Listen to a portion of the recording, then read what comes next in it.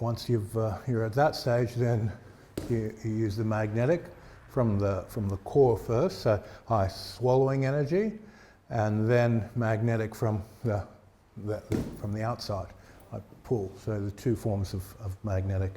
All right, so partner touches the elbows. I relax down and create a small circle, come up the inside, then I touch his elbows, he relaxes down, makes a circle, and we spin. So there's, if you look at the direction of the tips of the fingers, I'm going circle 1, circle 2. So I do a big circle and a small circle, he does a big circle and a small circle. When I'm presenting, my elbows roll out slightly, and then as I come up, my elbows go in. Then I touch, his elbows come out for the big circle and go in for the small circle. And then each time, once you got that rotation correct, then you touch base every time you press down, feel the feet, and then he feels my feet, and I feel his feet.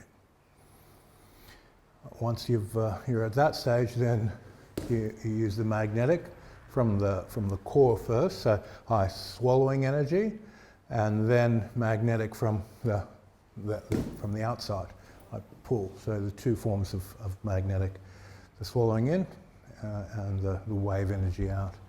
And you work those two magnetic states, in or out.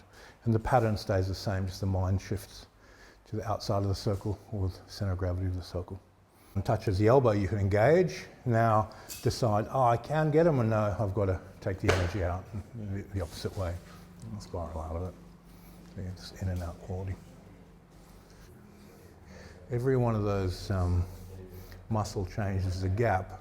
You know, I can go through to catch you, so you've got to smooth the muscle changes out.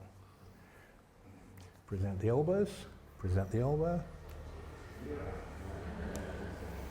It's this presenting of the elbow which allows me to manipulate and change it and catch the centre. If I keep my elbow in, I've got nowhere to go. I've got to bring it out before I swallow and split. So when that's there, I've got the option of coming through to catch, or to move that way, or to spiral and change. So if it's too tied in, my options are far less. If I'm out, then I've got a lot more options on what to do.